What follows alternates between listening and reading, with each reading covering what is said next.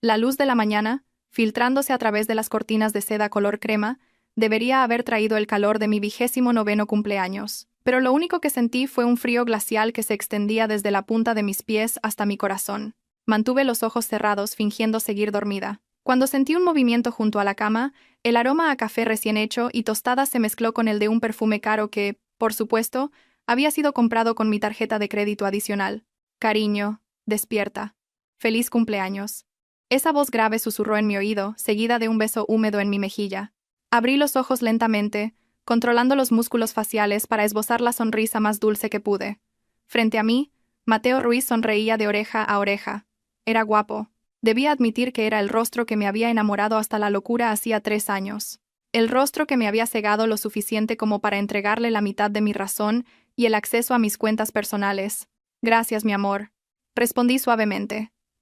Mientras me acomodaba para sentarme apoyada en el cabecero, Mateo colocó una bandeja de desayuno sobre mis rodillas. Sobre ella, una única rosa roja. El colmo del cliché. He preparado todo para la fiesta de esta noche. El organizador de eventos dice que la decoración será perfecta. Tú solo tienes que relajarte y prepararte para ser la reina de la noche, Valentina. Eres el mejor marido del mundo. Lo elogié. La frase dejó un sabor amargo en la punta de mi lengua. Cuando Mateo se giró para coger su móvil de la mesita de noche, la pantalla se iluminó. El teléfono estuvo boca arriba solo por una fracción de segundo, pero mis ojos entrenados captaron la notificación con claridad. Remitente, mi amor. Mensaje. No olvides tomarte la pastilla, cariño. Nuestro bebé y yo esperamos la sorpresa de esta noche. Te quiero. Mi corazón no se aceleró. Ya no. Esa fase había pasado hacía 3 meses, cuando olí el perfume de otra mujer en su traje y contraté por primera vez a un detective privado. La fase de llorar en el baño había terminado. La fase de la negación estaba enterrada. Ahora solo quedaba el cálculo frío. Con un movimiento rápido que él consideró natural, Mateo cogió el teléfono y lo guardó en el bolsillo de su pijama. «Ah, es un mensaje de la empresa de catering», mintió sin pestañear. «Preguntan por el vino». «Ah, claro», repliqué, tomando un sorbo de café. Amargo. «Asegúrate de que todo vaya sobre ruedas, cariño. Quiero que esta noche sea inolvidable. Vendrán muchos de los socios de mi padre. No te preocupes, Valentina. Yo me encargo de todo». Mateo se golpeó el pecho con orgullo. El orgullo de un hombre que se sentía rey en un palacio que no era suyo, que vivía de los dividendos de la empresa de su mujer. Lo miré fijamente. «Disfruta de esta mañana, Mateo Ruiz», pensé para mis adentros. «Porque mañana por la mañana no tendrás ni para un café de máquina en una gasolinera». Después de que Mateo entrara al baño para ducharse, llevándose por supuesto el móvil, me senté frente al tocador. En el espejo me devolvía la mirada una joven de ojos afilados. La única heredera del grupo Vargas, que había sido demasiado ingenua durante demasiado tiempo. Mi teléfono sonó. Al ver el nombre en la pantalla, una sonrisa cínica se dibujó en mis labios. Clara Jiménez, mi prima. Dejé que sonara 3 veces antes de contestar. Tomé aire para que mi voz sonara alegre. «Hola, Clara. ¿Cómo estás? Soy yo, prima. Feliz cumpleaños, mi prima favorita». La voz de Clara estaba llena de una dulzura artificial que resultaba estridente. «Siento llamar tan tarde. Es que por la mañana con las náuseas». «Ah, no, es que no me encontraba muy bien». Solté una risita, un lapsus intencionado. Clara siempre era así.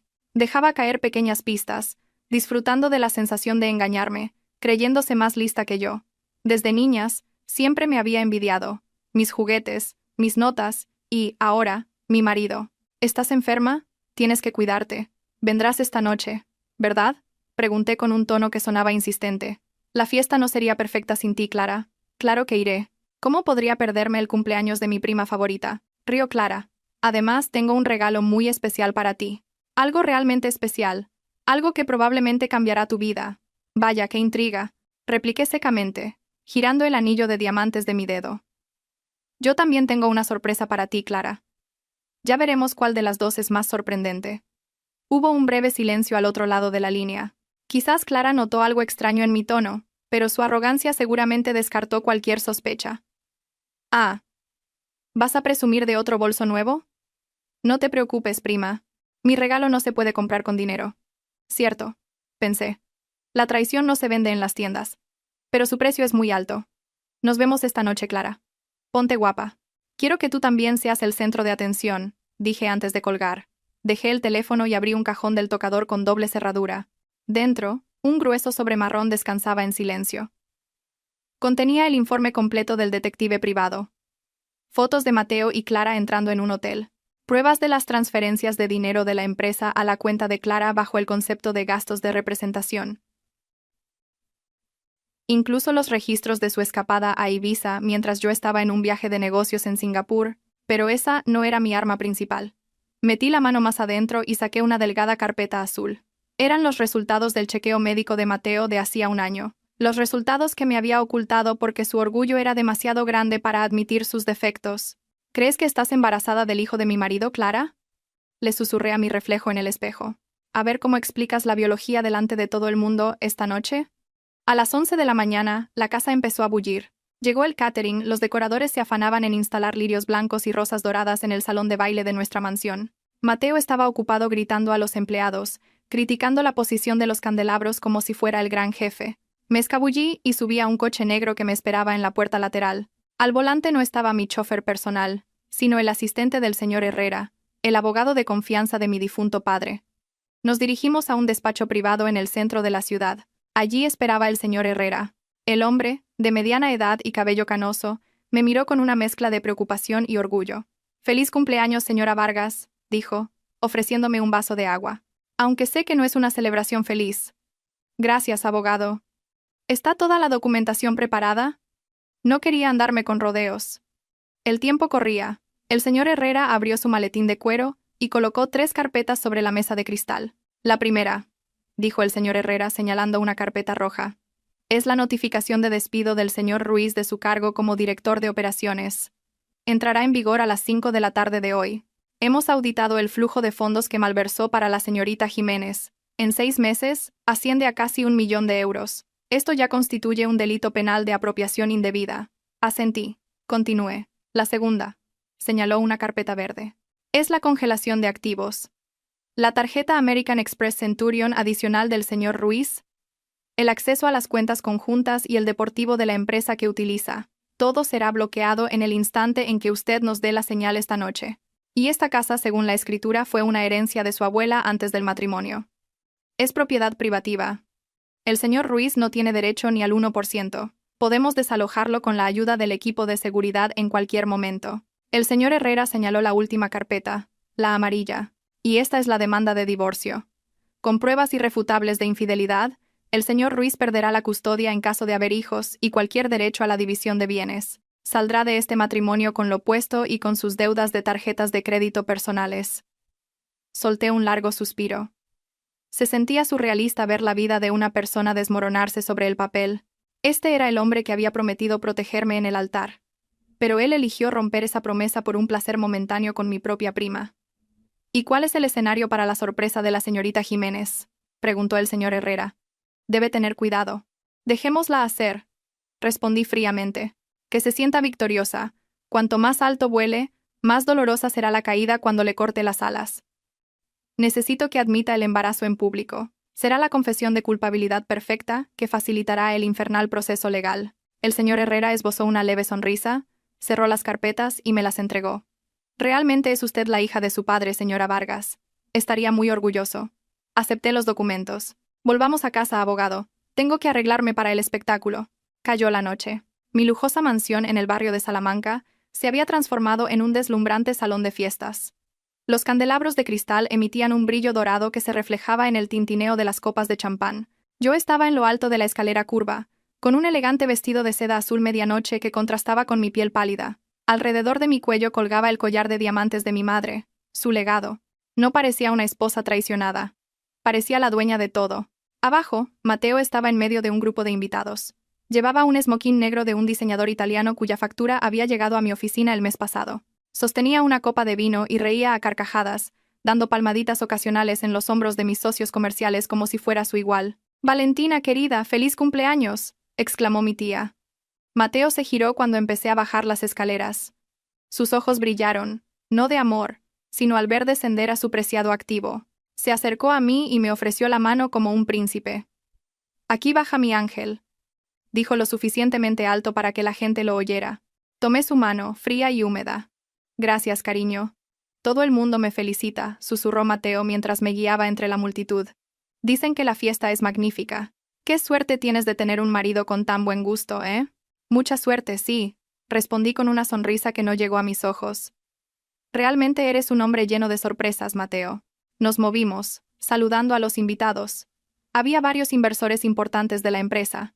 Hice un gesto con la cabeza al señor Herrera, que estaba de pie en un rincón cerca de la cabina del DJ. Él asintió discretamente. Su portátil ya estaba conectado al proyector principal, que en ese momento mostraba una presentación de fotos de mi infancia. ¿Dónde está tu prima?, preguntó Mateo, fingiendo indiferencia. Sus ojos recorrían la sala con ansiedad. Supongo que habrá tráfico.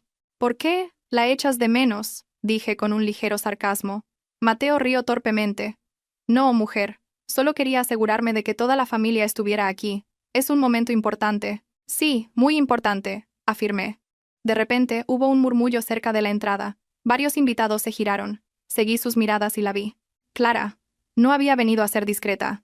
Llevaba un vestido rojo escarlata, muy ajustado, con una abertura que llegaba hasta el muslo y un escote pronunciado.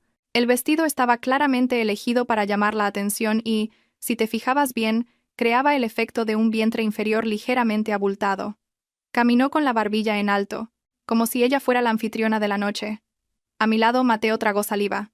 Sentí cómo se tensaban los músculos de su brazo. Ya está aquí, susurré. Que empiece el espectáculo. Clara se abrió paso entre los invitados, ignorando las miradas de desaprobación de algunos parientes que consideraban su atuendo demasiado atrevido para un evento familiar. Se dirigió directamente hacia nosotros. «¡Feliz cumpleaños, prima!», exclamó en voz alta, antes de darme un breve abrazo. Un abrazo flojo y falso. Su perfume me invadió. Un aroma floral empalagosamente dulce. «Gracias, Clara». «¡Qué vestido tan atrevido!», dije. «Por supuesto. Esta noche es especial», dijo Clara, mirando a Mateo con una coquetería repugnante. El sudor empezaba a perlarle las sienes. Parecía nervioso. Quizás temía que Clara hiciera alguna estupidez, pero por otro lado, no podía ocultar la lujuria en sus ojos. El maestro de ceremonias llamó la atención. «Damas y caballeros, por favor, reúnanse para soplar las velas y el brindis». Un pastel de 5 pisos fue llevado al centro. Todos cantaron. Soplé las velas con un único deseo en mi corazón: que la basura de mi vida sea eliminada para siempre después de esta noche. Cuando los aplausos cesaron, Mateo tomó el micrófono. Probando, gracias a todos por venir. Para mi amada esposa Valentina eres mi todo, mi tesoro más preciado. Contuve las náuseas mientras escuchaba su discurso de cocodrilo. De repente, Clara dio un paso al frente y subió al pequeño escenario donde estábamos. Le quitó el micrófono de la mano a Mateo con un gesto que otros podrían haber interpretado como una broma amistosa. «Permíteme un segundo, Mateo», rió Clara.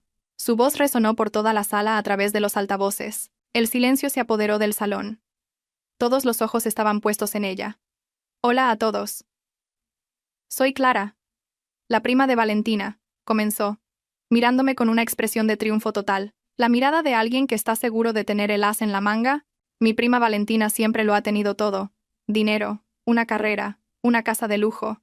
Pero hay una cosa que nunca pudo darle a su marido. La sala se quedó en un silencio sepulcral. Mateo se había puesto pálido, su mano medio extendida como si quisiera detener a Clara. Pero era demasiado tarde. Clara se llevó una mano al vientre, ligeramente abultado bajo el vestido ajustado. Sonrió de oreja a oreja. Una sonrisa malvada, ya sin disimulo. «Mi regalo para ti, prima, es la honestidad», dijo Clara en voz alta. «Estoy embarazada del hijo de tu marido, Mateo Ruiz. Nos queremos, y este bebé es la prueba del amor que tú nunca pudiste darle». A lo lejos se oyó el sonido de una copa al romperse. Un murmullo de sorpresa recorrió a los invitados. Las cámaras de los móviles que antes grababan el pastel, ahora se giraban hacia nosotros. Clara me miró, esperando mi reacción. Esperaba que gritara, esperaba que llorara, esperaba que me derrumbara en estado de shock, para poder así interpretar el papel de la triunfadora que había vencido a la esposa débil. Mateo bajó la cabeza, incapaz de mirar a nadie, pero instintivamente se movió hacia Clara, como si eligiera el bando ganador. Pero yo no me derrumbé. Me mantuve erguida. Lentamente. Tomé una copa de champán de una mesa cercana, bebí un sorbo y sonreí. No una sonrisa dulce, sino la sonrisa fría de un verdugo que acaba de ver a su acusado caer en la trampa. Di un paso al frente y cogí el otro micrófono del soporte. «Gracias por el regalo, Clara». Mi voz tranquila cortó el ruido, y todos volvieron a guardar silencio. Es una noticia maravillosa. Justo a tiempo. Porque yo también he preparado un vídeo conmemorativo para celebrar vuestro amor. Chasqué los dedos en dirección al señor Herrera. La enorme pantalla del proyector detrás de nosotros cambió. El rostro sonriente de Clara se congeló al instante al ver lo que aparecía. No era un vídeo romántico. Era una grabación de una cámara de seguridad en blanco y negro, con la fecha, la hora y la ubicación del hotel claramente visibles. Y eso era solo el principio. La gigantesca pantalla del proyector era ahora la única fuente de luz dominante en el salón de baile. Las imágenes que aparecían eran de alta resolución, lo suficiente como para que cada gota de sudor de la traición fuera visible. El primer vídeo era de la cámara de seguridad del vestíbulo de un hotel de 5 estrellas en el centro de Madrid, de hacía 3 meses. En la pantalla, Mateo rodeaba la cintura de Clara con el brazo. Ambos reían cómplices mientras esperaban el ascensor. La mano de Mateo acariciaba ocasionalmente el pelo de Clara. Un gesto que solía hacerme a mí. «Ah, ¿no es ese el Hotel Palace?» Mi voz rompió el silencio, con el tono relajado de quien comenta un documental. La suite del 18º piso. 2.000 euros la noche. Pagada con la tarjeta de empresa bajo el concepto de reunión con clientes de fuera. Mateo estaba paralizado. Su rostro, antes pálido, ahora tenía un tono ceniciento. Su boca estaba abierta, pero no salía ningún sonido. Miraba fijamente la pantalla, como si esperara que la imagen desapareciera si la miraba el tiempo suficiente. Clara, por otro lado, reaccionó de forma más defensiva. Intentó cubrirse el vientre con el bolso. Sus ojos buscaban una vía de escape, pero los invitados formaban un círculo denso, atrapándolos como si fueran una atracción de circo. «¡Apaga eso! ¡Apágalo ahora mismo!», gritó Mateo, su voz finalmente rompiéndose. Corrió hacia la mesa del operador en un rincón de la sala para detener el vídeo, pero 2 corpulentos guardias de seguridad, a quienes había contratado especialmente para esta noche, lo interceptaron de inmediato. Sin tocarlo bruscamente, simplemente se plantaron firmes como un muro de hormigón, con los brazos cruzados y una mirada amenazante. «¡Apartaos! Yo soy el dueño de esta casa. Soy el marido de Valentina Vargas», gritó Mateo histéricamente, señalándose el pecho. «¿Marido?». Solté una risita. Mi voz retumbó por los altavoces. «Ese es un estatus que estamos reevaluando ahora mismo, Mateo. Pero primero, terminemos de ver este espectáculo. Es demasiado bueno para perdérselo». El vídeo cambió. Esta vez no era una cámara de seguridad, sino una cámara oculta que mi detective había instalado en el coche de Mateo. El audio era nítido. «Mateo, ¿cuándo te vas a divorciar de esa mujer tan estirada? Estoy harta de ser la otra». Se escuchó la voz quejumbrosa de Clara. «Un poco más de paciencia, cariño. Espera a que pueda poner la propiedad de Ibiza a tu nombre. Valentina es tonta. Confía demasiado en mí. En cuanto asegure los activos, la dejaré», respondió la voz de Mateo, seguida de una risa burlona. La risa grabada de Mateo resonó en la silenciosa sala de fiestas. Los invitados, en su mayoría familiares y socios de negocios, empezaron a susurrar. Los susurros se convirtieron en un murmullo de indignación. Sus miradas hacia Mateo ya no eran de falsa admiración, sino de asco. Los padres de Clara, mis tíos, parecían a punto de desmayarse cerca de la mesa del buffet. Mi tío se llevó la mano al pecho, con el rostro enrojecido por la vergüenza. «Valentina, esto es un montaje. Me has tendido una trampa», gritó Clara. Lágrimas de cocodrilo empezaron a correr por sus mejillas cubiertas de un espeso maquillaje. «Esa voz es falsa». La miré desde el escenario. Una mirada fulminante. «La tecnología ha avanzado mucho, Clara. Pero los historiales de compras y los registros digitales del banco no mienten. Veamos el siguiente regalo». Hice otra señal al señor Herrera. La pantalla del proyector parpadeó. En lugar de vídeos lascivos, aparecieron tablas de números y escaneos de documentos bancarios. Esta fue la parte más dolorosa para los socios de negocios presentes. La infidelidad puede ser un escándalo moral, pero robar dinero es un escándalo profesional imperdonable. «Damas y caballeros», dije en voz alta, cambiando del modo de esposa herida al modo de CEO, presentando un informe de auditoría. Lo que están viendo es el informe financiero del Grupo Vargas de los últimos 6 meses. Un puntero láser rojo, manejado por el señor Herrera, apareció en la pantalla. Observen estas columnas en rojo. Un total de casi 1 millón de euros en fondos operativos fueron retirados en efectivo o transferidos a cuentas de terceros desconocidos. El titular de esa cuenta es... Hice una pausa dramática. Clara Jiménez. La pantalla hizo zoom. La prueba de la transferencia se amplió. El nombre de Clara Jiménez estaba allí, inequívoco. El bolso de Hermes que llevas ahora, Clara. Lo compraste con el dinero malversado de las primas de los empleados del mes pasado, dije bruscamente. Y el collar de diamantes que llevas era el presupuesto para la reparación de la maquinaria de la fábrica. La multitud empezó a agitarse. Varios de los inversores presentes parecían furiosos.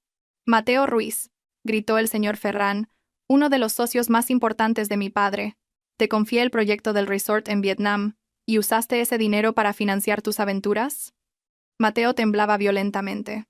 Sabía que su reputación en el mundo de los negocios acababa de hacerse añicos. No solo lo habían pillado siendo infiel, sino que lo habían marcado como un estafador. Señor Ferran, por favor, escuche. Esto es un malentendido. Valentina está leyendo mal los datos. Intentó defenderse Mateo, con las manos extendidas en un gesto de súplica. Esos datos fueron auditados por una de las Big Four. Mateo, corté fríamente. Su fiabilidad es del 100%. No solo me has traicionado como esposa, sino que has traicionado a la empresa que construyó mi padre. Eres un parásito. Clara se dio cuenta de que este ataque era más serio que un simple drama familiar. Intentó otra táctica. Se agarró de nuevo el vientre e hizo una mueca de dolor. Ah, mi vientre. Mateo, nuestro bebé.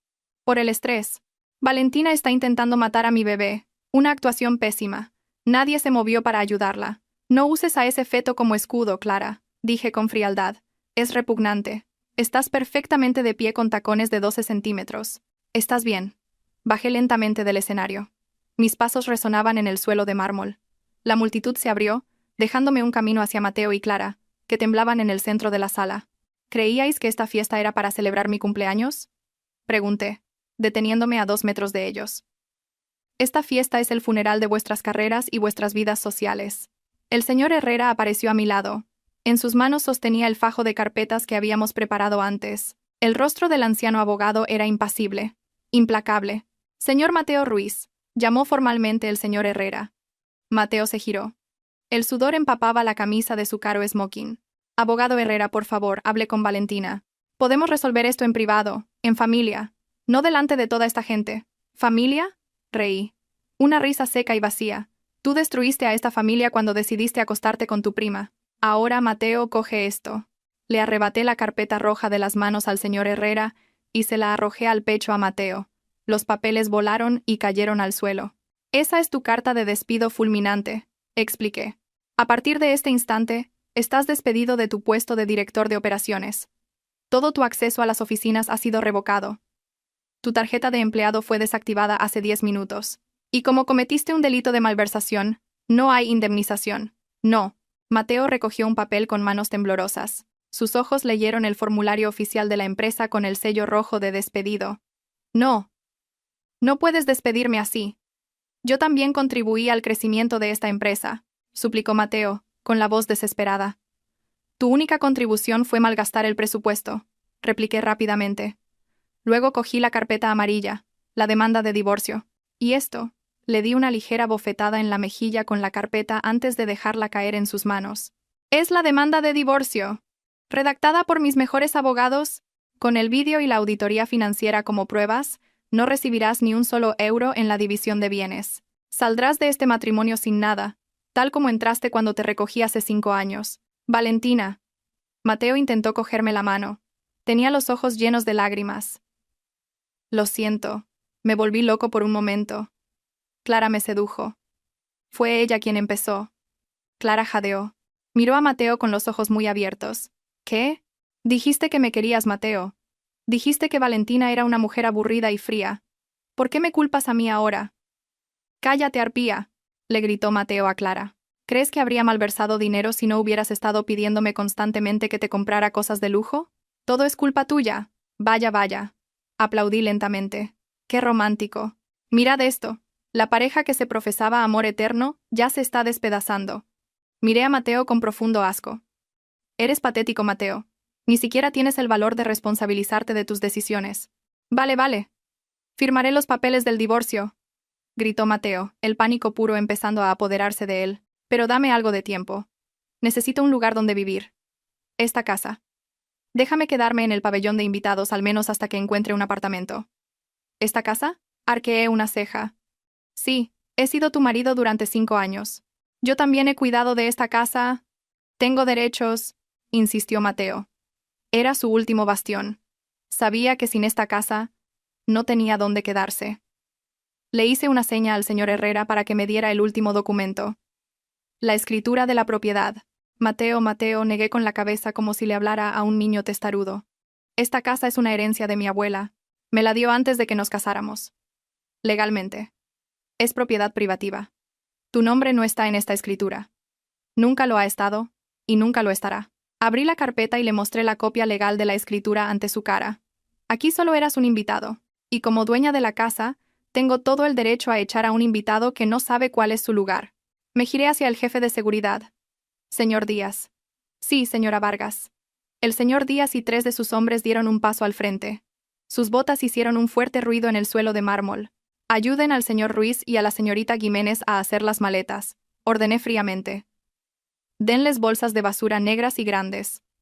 Asegúrense de que no se lleven ninguna de mis maletas Louis Vuitton o Rimowa. Solo pueden llevarse la ropa que compraron con su propio dinero. Lo que supongo que no será mucho. Entendido. Señora, os doy 30 minutos, les dije a Mateo y Clara. Después de 30 minutos, todo lo que quede será quemado en el patio trasero.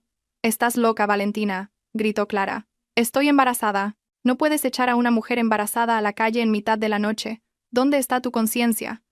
Mi conciencia murió cuando te acostaste con mi marido en mi cama, repliqué bruscamente, haciéndola callar. Y en cuanto a tu embarazo, eso nos lleva al regalo final. Mis palabras hicieron que Mateo y Clara se detuvieran. A punto de ser arrastrados por los guardias, ahora se volvieron a mirarme. Había algo en mi tono de voz que les heló la sangre, una amenaza más aterradora que la pobreza. ¿Aún hay más?, preguntó Mateo en voz baja. Parecía ya destrozado, pero yo aún no había terminado. Quería romperlo hasta el último átomo. Clara dijo que estaba embarazada de tu hijo, Mateo. ¿Y tú te lo creíste sin más?, dije, rodeándolos lentamente. Estoy embarazada, Valentina. Tengo barriga. La prueba de embarazo dio positivo, se defendió Mateo, aunque con voz débil. Al menos seré padre. Algo que tú, demasiado ocupada con tu trabajo, nunca pudiste darme. Me reí. Un contraataque patético. Tengo un papel más. Un papel que me ocultaste hace un año, Mateo.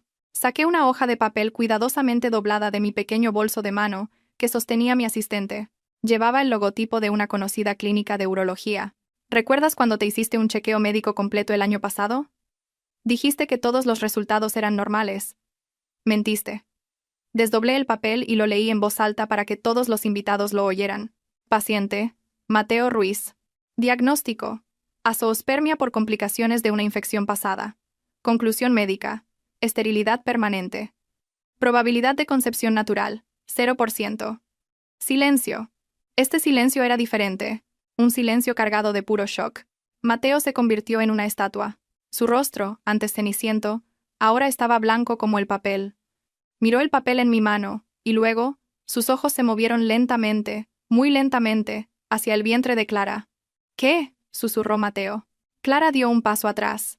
El color había desaparecido por completo de su rostro. Parecía un ciervo atrapado por los faros de un camión. Su mentira más fundamental acababa de ser expuesta. Eso tiene que estar mal, balbuceó Clara, mientras el sudor frío le corría por el cuello. Los médicos pueden cometer errores. Estoy embarazada de tu hijo, Mateo. Te lo juro. Mateo Ruiz es estéril, Clara, dije con firmeza, cortando sus desvaríos. Médicamente, es imposible que te haya dejado embarazada. Imposible. Miré fijamente a los ojos de Clara y le lancé la pregunta final. Así que la pregunta es, si no es de mi marido, ¿de quién demonios es el bebé que llevas en el vientre? Un murmullo atronador recorrió a los invitados. Dios mío, resulta que era hijo de otro, exclamó alguien. Se oyeron algunas risas burlonas en algunos rincones. Mateo se volvió hacia Clara. Su cuerpo temblaba. Esta vez no de miedo, sino de una ira explosiva. Se sentía traicionado por encima de la traición. Había abandonado a su rica esposa por una mujer que lo había engañado por completo. ¿Me mentiste?, siseó Mateo. Su voz era espeluznante. La agarró bruscamente por los hombros. Contéstame.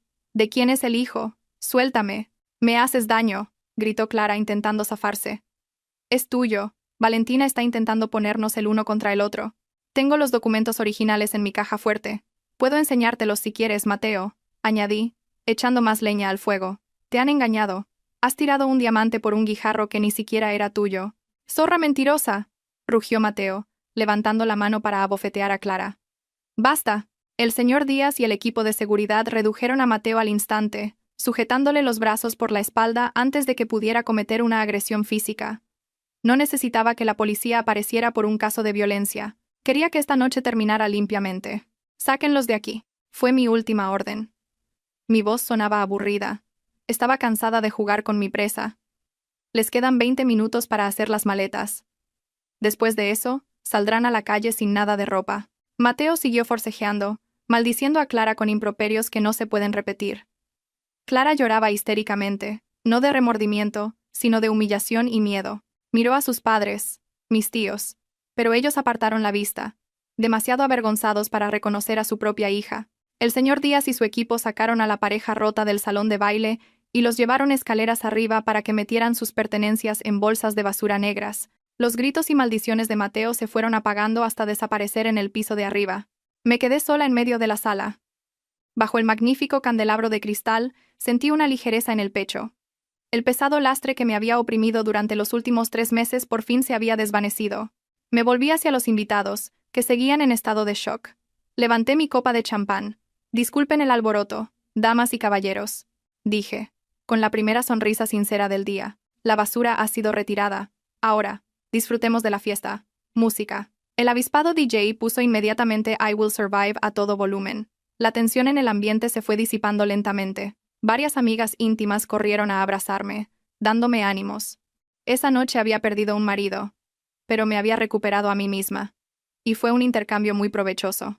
A las 2 de la madrugada, las pesadas puertas de hierro negro de mi mansión se cerraron de golpe, sellando el pasado en su interior. Fuera, en la acera, estaban Mateo y Clara, como 2 vagabundos expulsados del paraíso. A sus pies, 4 grandes bolsas de basura negras de plástico. Dentro, la ropa que habían logrado meter a toda prisa en los 30 minutos de pánico que les concedí. Ni maletas Rimowa, ni bolsas de golf, ni joyeros. El cielo nocturno no estaba de su parte. Una fina llovizna comenzó a caer, empapando el llamativo vestido rojo de Clara y la arrugada camisa de smoking de Mateo. «Pide un Cabify, Mateo. ¡Rápido, que tengo frío!», gritó Clara abrazándose a sí misma. En su voz aún quedaban resquicios de arrogancia, como si Mateo siguiera siendo el director que podía conseguir cualquier cosa con un chasquido de dedos. Con manos temblorosas, Mateo buscó en los bolsillos de su pantalón y sacó su móvil. La pantalla estaba ligeramente agrietada por haberse caído cuando los guardias lo arrastraban. Abrió la aplicación de Cabify. «¡Mierda!», exclamó Mateo, dando una patada a una de las bolsas de basura. La tarjeta de crédito asociada a la aplicación ha sido cancelada. Valentina realmente lo ha bloqueado todo.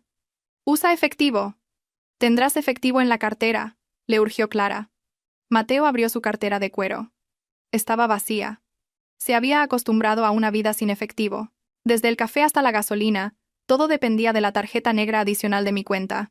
Solo había un billete de 50 euros que guardaba detrás de una tarjeta de visita. 50 euros. Mateo miró el billete con la mirada perdida. «¿Con esto? Solo nos llega para un taxi normal a una pensión de mala muerte. No a un hotel. No quiero dormir en una pensión de mala muerte. Estoy embarazada, Mateo». Empezó a llorar Clara, las lágrimas y el rímel corrido ensuciándole la cara. «¡Cállate!», se giró Mateo. Sus ojos brillaron. «Ni se te ocurra mencionar el embarazo.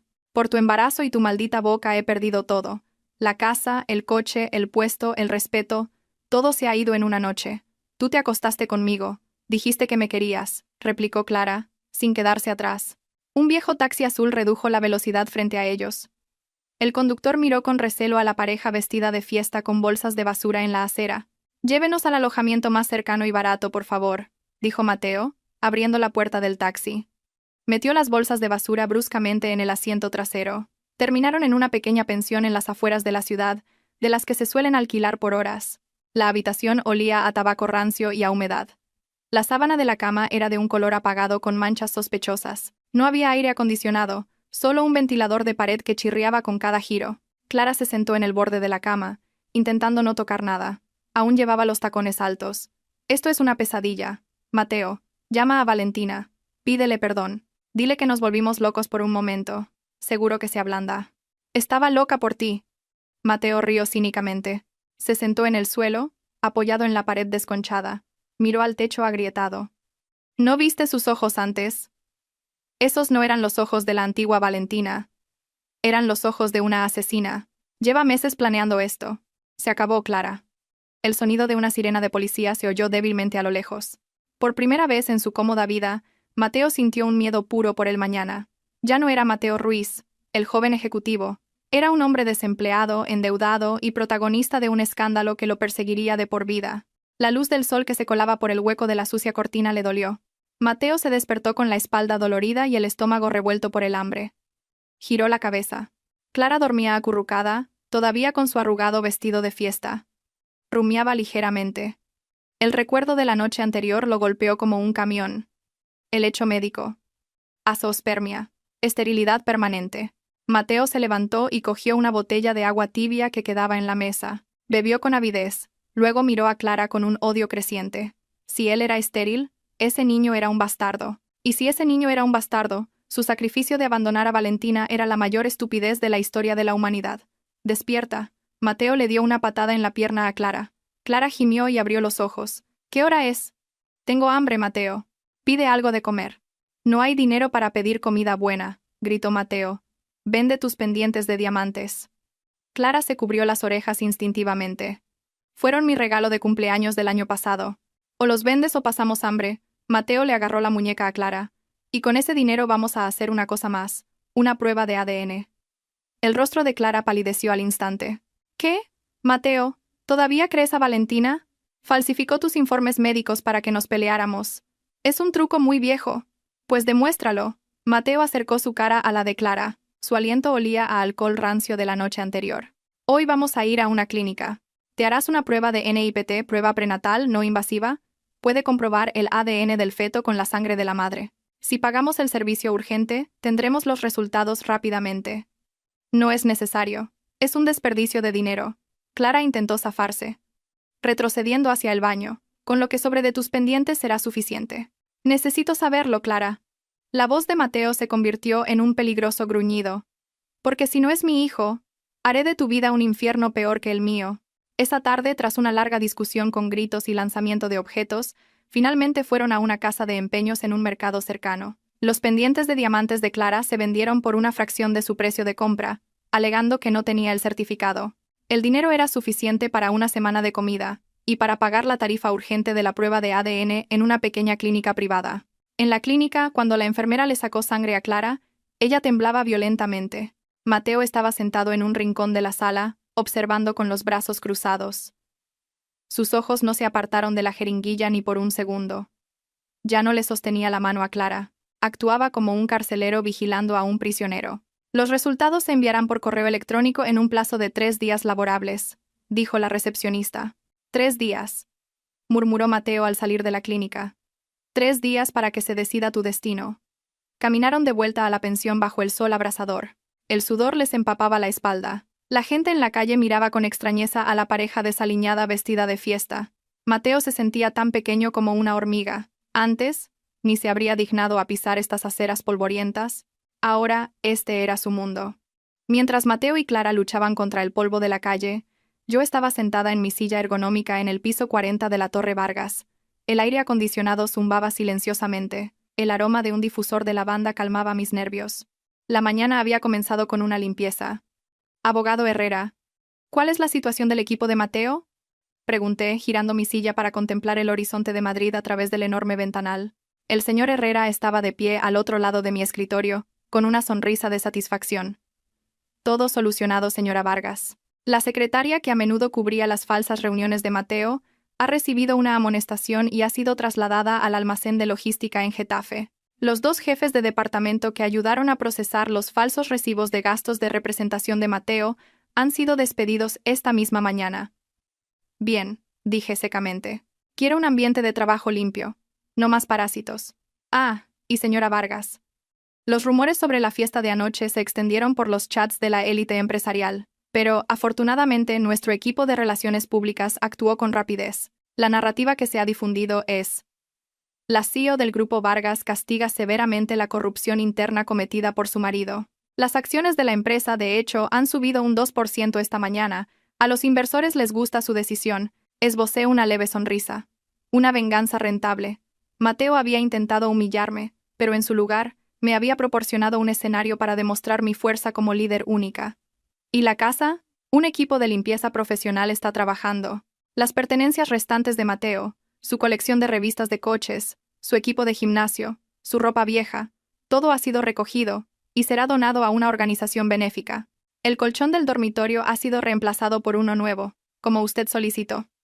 Asentí. No tenía intención de dormir en un colchón donde había dormido un traidor. Hay una cosa más.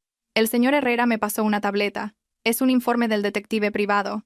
Fotos del estado de Mateo Ruiz y Clara Jiménez esta mañana. Miré las fotos tomadas clandestinamente. Mateo parecía desolado. Sentado en un humilde restaurante de barrio, comiendo un menú del día con la mirada perdida. Clara parecía estar discutiendo con el dueño de una casa de empeños. Parecían patéticos. Lejos de la imagen de pareja de poder que Mateo siempre había querido proyectar. Patético, murmuré sin compasión. Pero todavía no es suficiente. Mateo no se derrumbará por completo hasta que sepa la verdad sobre ese niño.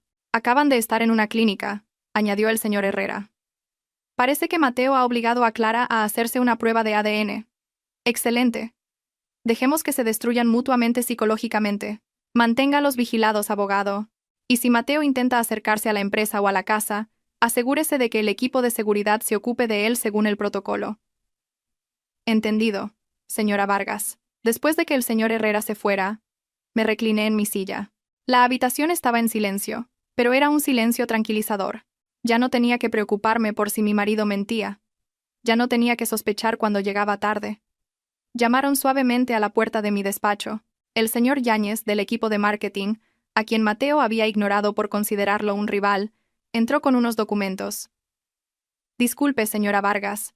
Aquí está la propuesta de estrategia para el próximo trimestre que solicito. Y, bueno, solo quería decirle que todos los empleados la apoyamos. Estamos orgullosos de tener una líder como usted. Miré al señor Yáñez y vi la sinceridad en sus ojos. Gracias, señor Yáñez. Centrémonos en el trabajo. Tenemos objetivos que alcanzar. La vida continuaba, y sin una carga de 80 kilos llamada Mateo Ruiz, se sentía mucho más ligera. Los 3 días en esa pensión de mala muerte le parecieron a Mateo 3 años. El dinero de los pendientes se agotaba. Comían fideos instantáneos 2 veces al día. Clara no paraba de quejarse de náuseas, pero a Mateo no le importaba.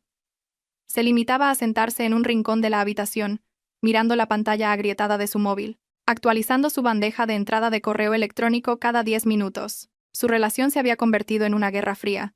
Ya no había cariño ni te quiero, solo miradas de sospecha y maldiciones en voz baja. Ping. El sonido de una notificación de correo electrónico rompió el silencio de la tarde. El corazón de Mateo se detuvo por un instante. Asunto del correo. Confidencial. Resultados de la prueba clínica. Clara, que se estaba peinando su enmarañado cabello, se quedó helada. Vio cómo la expresión de Mateo pasaba de la tensión al terror, y luego a una furia indescriptible. Mateo leyó el informe en PDF, línea por línea. Eran términos médicos complicados, pero la conclusión estaba impresa en negrita en la última página. Probabilidad de paternidad, 0%. Conclusión. El presunto padre, Mateo Ruiz, no es el padre biológico del feto. Mateo sintió cómo su mundo se derrumbaba por segunda vez. Pero esta vez, el derrumbe le cayó directamente sobre la cabeza. Valentina no había mentido. El informe médico era real. Él era estéril, y Clara, esta mujer, era una estafadora de primera. Mateo se levantó lentamente. No gritó. Su voz era muy baja y temblorosa, conteniendo un instinto asesino. No es mi hijo. A Clara se le cayó el peine. Retrocedió hasta chocar contra el viejo armario. Mateo, escúchame. No puede ser. ¡Que no es mi hijo! Mateo lanzó el móvil contra la pared, justo al lado de la cabeza de Clara. El teléfono se hizo añicos, como su última esperanza. Mateo se abalanzó y agarró a Clara por los hombros. ¿Quién es? Dime la verdad, o te juro que te mato aquí mismo. ¿Quién es el padre de este bastardo? Clara, aterrorizada al ver los ojos inyectados en sangre de Mateo, rompió a llorar histéricamente. Es de Leo, es de Leo. ¿Leo? Mateo rió como un loco. El camarero de la discoteca.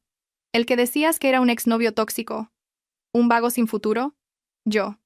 Estaba borracha esa vez. Fue antes de que empezáramos a salir en serio.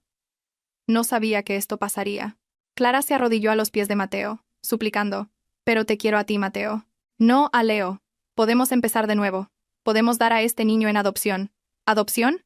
Mateo apartó a Clara de una patada. ¿Crees que quiero criar al hijo de un camarero? Después de haber perdido una empresa, una mansión y una esposa multimillonaria. Mateo se agarró el pelo, gritando de frustración. He abandonado a una reina por una prostituta. Soy un idiota, un completo idiota. Miró a Clara con un asco desbordante. Hemos terminado. No vuelvas a aparecer en mi vida. Mateo cogió su chaqueta y salió de la habitación de la pensión, dando el portazo más fuerte que pudo, dejando a Clara sola, sollozando en el suelo sucio. Mateo caminó sin rumbo por la acera. Su mente era un caos. No tenía dinero, ni destino. De repente, una idea loca surgió en su cabeza. Un delirio nacido de la desesperación. Valentina. Legalmente, Valentina todavía era su esposa. El divorcio no era definitivo. Valentina lo había amado una vez. Lo había perdonado incluso cuando olvidó su aniversario de boda. Quizás si se arrodillaba y le suplicaba, si le decía que había sido engañado por Clara, Valentina lo perdonaría. Valentina era una buena mujer. Seguramente todavía sentía algo por él. Tengo que ver a Valentina, se dijo Mateo. Sus ojos brillaron con una esperanza vana. Seguro que entenderá que yo solo soy una víctima aquí. A la mañana siguiente, el vestíbulo de la Torre Vargas estaba tan ajetreado como siempre. Los empleados pasaban sus tarjetas de acceso. La seguridad se había reforzado tras las instrucciones especiales del piso 40. A las 10 de la mañana, hubo un alboroto en la puerta giratoria de la entrada principal. Un hombre con la ropa arrugada, el pelo revuelto y una barba de 4 días intentaba entrar por la fuerza. Era Mateo. Parecía un loco. «Apartaos. Tengo que ver a mi esposa. Soy Mateo Ruiz, el director de operaciones», gritó Mateo a los 2 guardias de seguridad que le bloqueaban el paso. «Lo siento, señor Ruiz. Su acceso ha sido revocado. Tiene prohibida la entrada al edificio», dijo el jefe de seguridad con firmeza, pero con educación. «Al diablo con el acceso.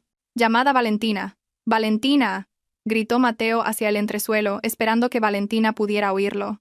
La gente en el vestíbulo se detuvo. Algunos sacaron sus móviles para grabar. El antiguo príncipe de la oficina era ahora un espectáculo lamentable. En el piso 40, yo lo veía todo a través del monitor de la cámara de seguridad de mi escritorio. El señor Herrera estaba a mi lado. «¿Llamamos a la policía ahora, señora Vargas?», preguntó el señor Herrera. «Un momento», dije. Pulsé el botón del intercomunicador que conectaba con los altavoces de seguridad del vestíbulo. Un ding-dong sonó en el vestíbulo. A continuación, se oyó mi voz, clara y serena. «Mateo Ruiz». Mateo dejó de forcejear al oír mi voz. Miró hacia la cámara de seguridad en la esquina del techo, con los ojos llenos de esperanza. «Valentina, cariño, por favor, escúchame», eché a Clara. «Ella me engañó, Valentina». «El bebé no es mío. Soy estéril, Valentina, soy estéril. Así que no traicioné nuestro amor con un hijo bastardo». La lógica de Mateo estaba completamente retorcida. Creía que su esterilidad era un billete para el perdón. «¿Crees que ese es el punto?», pregunté a través del intercomunicador. «¿Crees que el problema era solo el niño? Me traicionaste emocional, financiera y mentalmente. Robaste dinero de mi empresa para mantener a otra mujer. Me desacreditaste a mis espaldas. Estaba loco, Valentina. Dame una oportunidad. Seré un marido sumiso. Haré lo que sea. No me abandones, Valentina. No tengo a nadie». Mateo se arrodilló en el brillante suelo del vestíbulo y empezó a llorar. Un espectáculo que contrastaba brutalmente con su arrogancia de 4 días antes. Miré la pantalla del monitor sin una pizca de compasión. Mi amor ya se había agotado, desgastado por cada mentira que había construido. Tus oportunidades se acabaron cuando decidiste registrarte en ese hotel, Mateo, respondí finalmente. Señor Díaz, proceda según el protocolo. Entendido, señora. En el vestíbulo, el señor Díaz hizo una señal. 2 agentes de policía uniformados entraron por una puerta lateral. «Señor Mateo Ruiz», dijo uno de los agentes, «queda detenido por malversación de 1 millón de euros de los fondos del Grupo Vargas y por alteración del orden público». Los ojos de Mateo se abrieron de par en par. «¿Qué? ¿La policía? Valentina, ¿vas a mandar a tu propio marido a la cárcel?» «Exmarido», corregí, aunque solo el señor Herrera y yo lo oímos en la sala. «Valentina, no hagas esto», gritó Mateo mientras los agentes se lo llevaban, con las manos esposadas a la espalda. Forcejeó, lloró, suplicó, pero a nadie le importó. Los empleados a los que antes había gritado ahora lo miraban con satisfacción. Las puertas de cristal del edificio se cerraron, separando a Mateo del lujoso mundo del que una vez había disfrutado. Lo metieron en un coche patrulla. Apagué el monitor de la cámara de seguridad. La pantalla se oscureció. ¿Se ha acabado, señora Vargas?, preguntó el señor Herrera en voz baja. No, dije, levantándome y ajustándome la chaqueta. Esto es solo el final de un acto del drama. Ahora entramos en el acto del tribunal. Asegúrese de que nuestro equipo legal no le deje ni el más mínimo resquicio para salir. Quiero que se pudra en la cárcel el mayor tiempo posible. Y Clara, con el dinero de Mateo desaparecido, sin el apoyo de su familia, y con el hijo de un hombre irresponsable, su propia vida será un castigo suficiente, tendrá su propio karma. Caminé hacia la ventana y miré las bulliciosas calles de Madrid. El coche de policía que se llevaba a Mateo parecía un pequeño juguete que se alejaba. Programe una reunión del Consejo de Administración para esta tarde, señor Herrera, ordené, volviendo al modo de negocios. Tenemos que discutir los planes de expansión de la empresa. No tengo tiempo para pensar en prisioneros. El olor. Eso fue lo primero que destrozó la mente de Mateo. El olor a sudor rancio, el hedor a orina del retrete del rincón, y el olor a desesperación de los 20 cuerpos de hombres hacinados en una celda del centro de detención de Soto del Real. Mateo se sentó en un rincón, abrazando sus rodillas, lejos del jefe de la celda, un hombre con un dragón tatuado en el brazo izquierdo. Su caro esmoquín había sido confiscado como prueba al ser detenido. En su lugar, llevaba un mono naranja de prisionero, áspero y maloliente. Novato! ¡Masajéame las piernas!, gritó uno de los reclusos. Mateo, que había sido servido toda su vida, miró aterrorizado.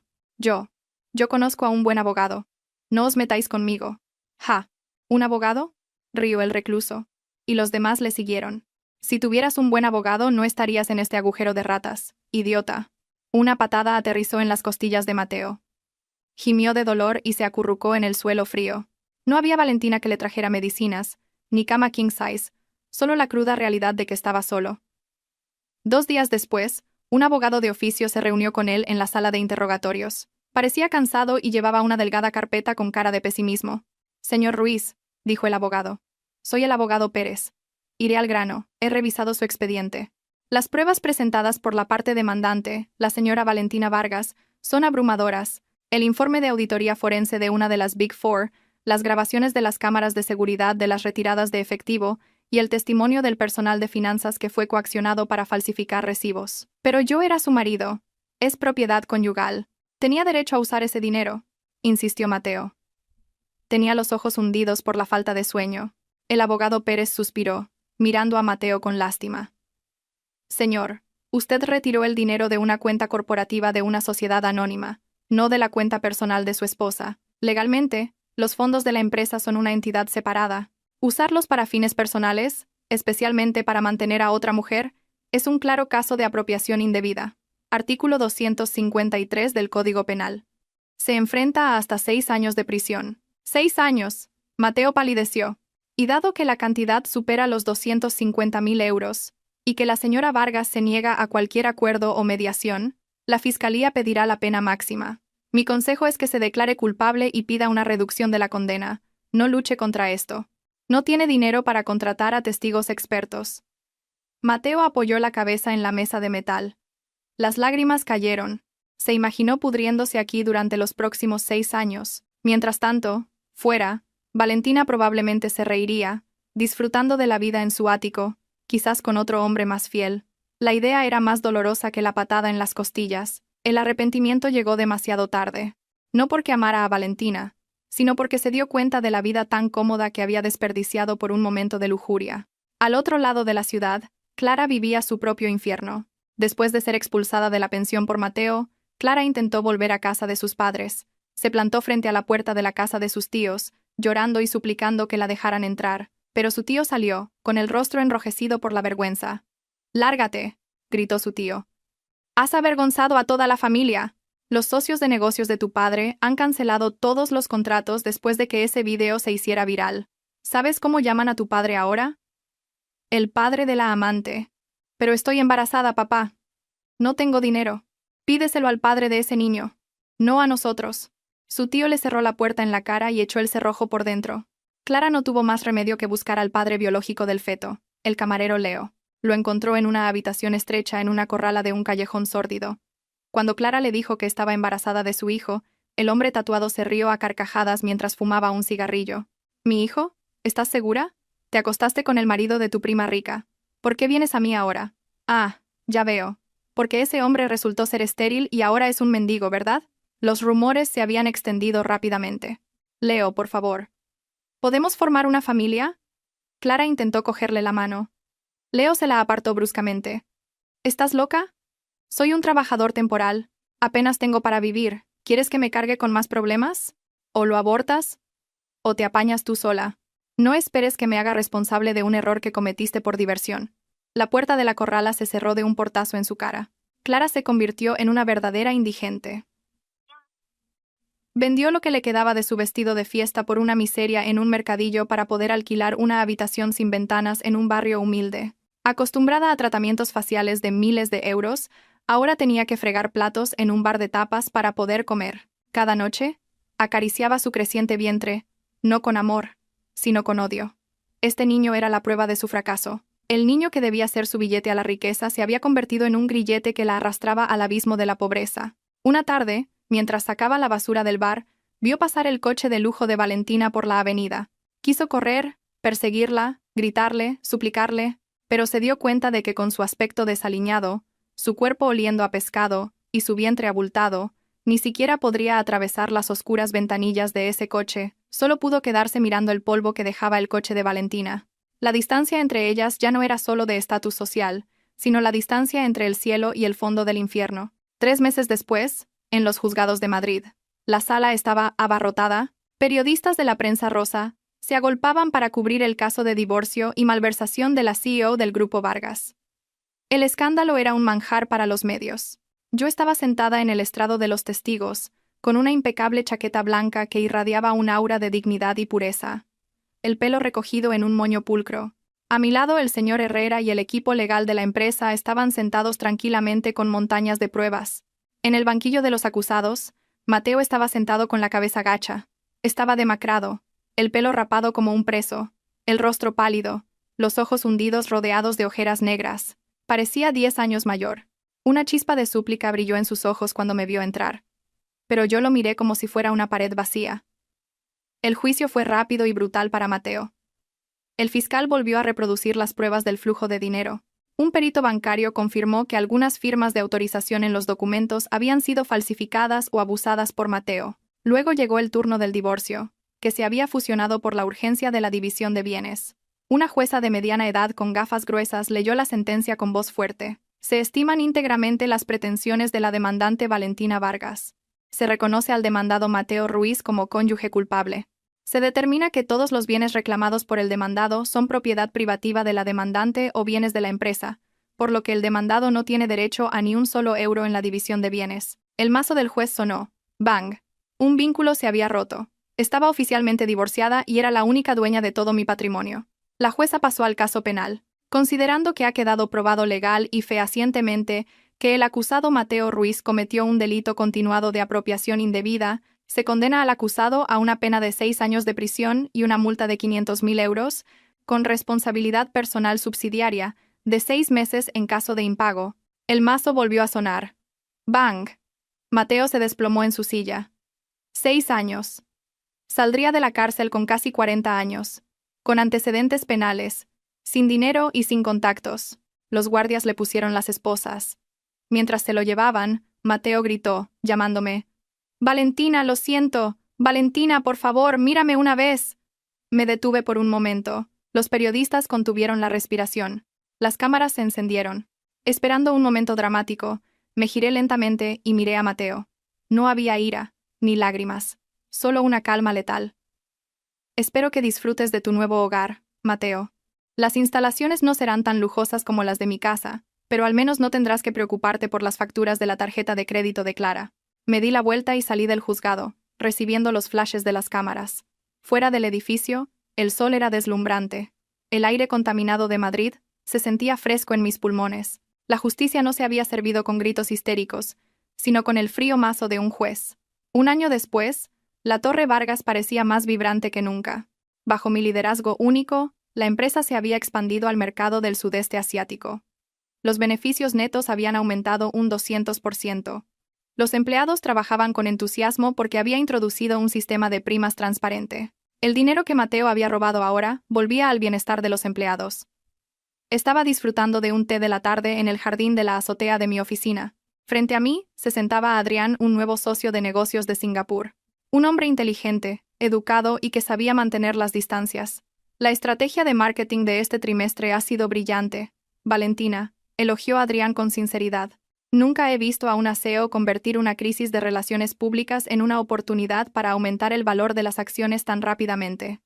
La experiencia es la mejor maestra, Adrián, respondí con una sonrisa.